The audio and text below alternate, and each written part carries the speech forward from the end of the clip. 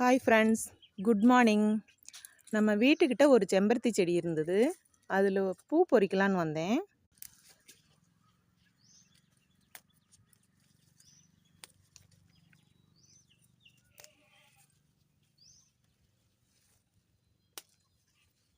செம்பருத்தி டீ குடித்தா உடம்புக்கு நல்லதுன்னு சொன்னாங்க. அதனால இதில் இருக்கிற அந்த தண்டை எடுத்துட்டு நானும் இருக்கோம். ஒரு டம்ளருக்கு 3 பூவாவது போடணும்.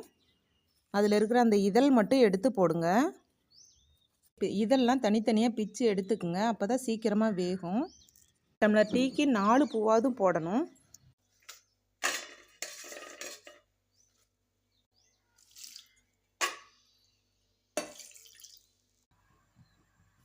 மூடி வச்சுருங்க. கொஞ்ச நேரம் சக்கரை வேண்டாம், நாட்டு சக்கரை போட்டுக்கோங்க. ஒரு 5 நிமிஷம் நல்லா கொதிச்சா போதும். இந்த பாருங்க, நல்லா வெந்துருச்சு. நம்ம பால் வேணும்னா சேர்த்துக்கலாம், இல்லைன்னா அப்படியேவும் குடிக்கலாம். நாங்கள் பால் போட்டுக்கிறோம்.